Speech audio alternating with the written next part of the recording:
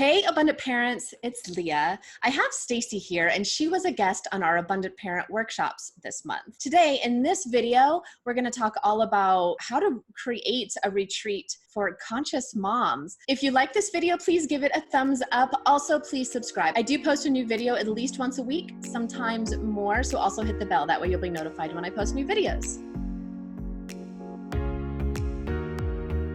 Stacy, thank you so much for being here today. You're so welcome. I'm really excited to be here. I'm excited to talk about all the things. Me too. Well, you are a wealth of information, both about parenting, but then also hosting retreats. So I'm so excited to talk further with you in the workshop. Can you share with us a little bit about what you do and how you got into that? Sure. Thanks, Leah. I'm so happy to be here. I love your group so much. It is essential, moms, to do things for ourselves and fill our cups up in different experiences with other moms, with other women. The more that a mom does for herself and in service to also growing her family, the more the family thrives. I got into doing retreats a long time ago when I was a high school dean, and I built all the retreats and all the programs and all over the world for teenagers. I love doing it. It's just so much fun to me to create this transformational experience from start to finish. I love to give somebody a really delicious experience that has a transformation of like truth and love for themselves, and really serving those women so that they go back to their families and their families thrive. And don't you feel also that in our culture where everybody is coming from different places, that we don't always feel safe to be vulnerable, to do that self-reflection and that healing, and that retreats are kind of this designated safe space for you to let your hair down and open your heart up and just be vulnerable and authentic? Yeah, there's so much authenticity and vulnerability because you're creating this container from start to finish. Even before you get there, it should have that safety feeling to feel seen and heard. And then stuff's gonna bubble up, and you can work through some of that with other women in the circle, because we've been doing these circles since the time began. I mean, women know how to do this. We know how to sit and support one another. It's like in our DNA. Having these opportunities to heal together and to feel so not alone. I love social media. I love technology, but we need that balance of being in person with others. It's interesting because social media is set up in a way that it activates those dopamine centers. So it's actually kind of creating dependence on it. So it does really give you that instant gratification, but it's different in person, right? Because you have that energetic exchange with people, those mirroring neurons. When you're feeling connected to another person, then you're hitting that serotonin space. It's the practices and then taking it home. I love that ripple. I just had 18 women that they're going to go back to their communities. Beautiful. Knowing that I did something to facilitate that really makes me lit up. Well, you are living proof that you just need to affect one person to create that ripple effect. And it's a beautiful thing. Your first tip for hosting a conscious moms retreat. Think about what you want the women to leave with. Start from the end and work your way backwards. Don't start with this activity and this activity and this activity, because there'll be a little scattershot. What do you want the women to go home with?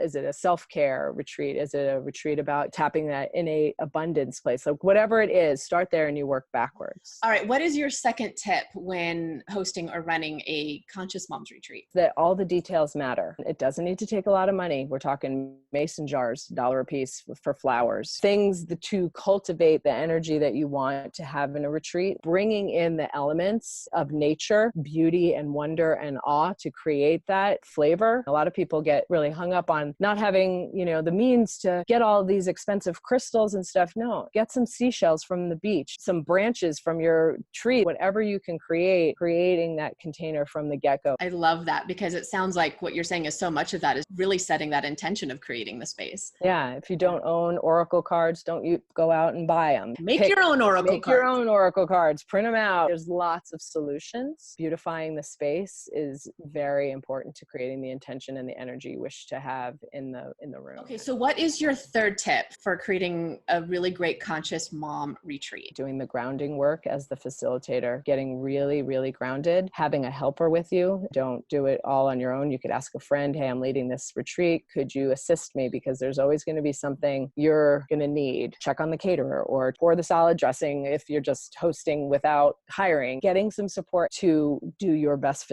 facilitation. I think that's great because, it takes a village in parenting. It takes a village to host events. You don't have to hire an energy healer for your retreat. You could ask somebody who's in massage therapy school who needs their hours. If you want to include some kind of healing modality, there's always ways to have these experiences. We have such a vibrant online course world, and they're amazing, the courses. People are hungry for in-person experiences as well. They complement the coursework that we're doing in personal development and spiritual growth. And it can happen in your home. It could happen In your backyard. In your backyard. Exactly. It's almost like we're returning back to sharing our homes and our spaces with the people in our community, where we've gone like out. Now it's like coming back. I'll give one more bonus tip. As you're planning, the curriculum should have like a swing, like an in-breath and an out-breath, an in-breath and an out-breath, an experience and a reflection. It's almost like you want to like create this cradle. We're doing something, now we're reflecting on it and having this deeper experience. It's this swinging motion I like to see in a retreat.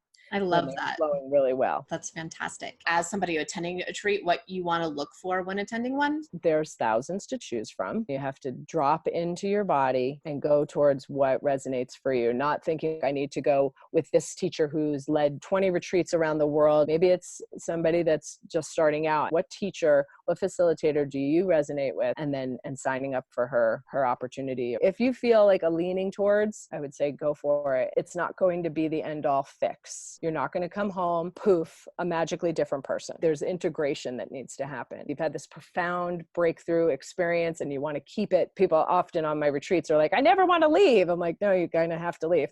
Like, you can't live in this bubble. We have to take what we learned in this bubble and apply it in our lives. What have you learned and how are you going to integrate it back into your life? You know, you coming from a coaching background as well. And what I see when I'm coaching my clients is that it's really about that consistent practice. So you can have this huge breakthrough at the retreat, but the real work is consistently showing up for yourself afterward. Exactly. Take one, if you can just start with one practice you learned on a retreat, lock it in, keep it consistent, post it wherever you need, write it in lipstick on your mirror in your bathroom, continue to cultivate it and integrate it. Well, and just backing up a little bit to your earlier point about making sure that it resonates. I won't say the name of the person, but there was a really big name person who came through town who was having a big speaking event. And I know it's not the same as a retreat, but a lot of people who are my clients, a lot of people, my friends, everybody's really excited. They were all buying up the tickets they wanted to go. And like, I just don't resonate with her messages. Normally I would be like, okay, well, I need to go revisit all their work and see if I can really make myself like this person more, because everybody else really likes this person.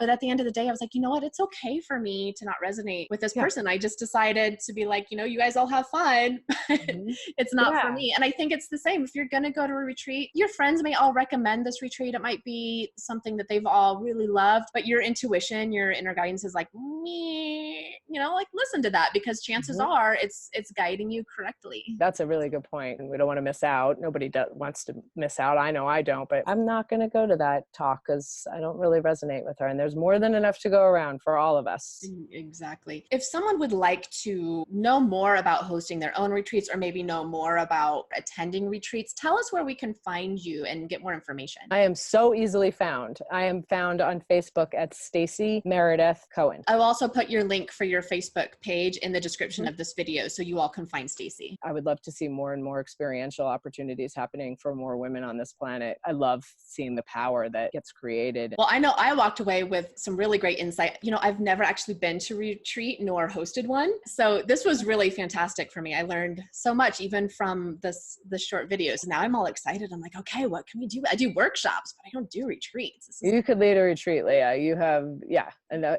you would. Now I'm going to want to go to all the retreats. I'm going to become a retreat junkie. Yeah, it's addictive. That could be your new hashtag.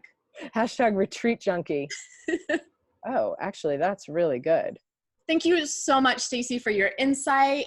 Everyone, I will post where you can find Stacy in the description of this video. You can also look for her at the Abundant Parent Membership Workshops. She is our guest this month, bringing us tips and tools for really understanding child development and understanding how much of that is really a problem for your child, how much of that is actually just normal child development. You can find that at theabundantparent.com. You want to click on the tab that says membership. We'll see you all soon. Okay, thanks everyone. Bye. Bye.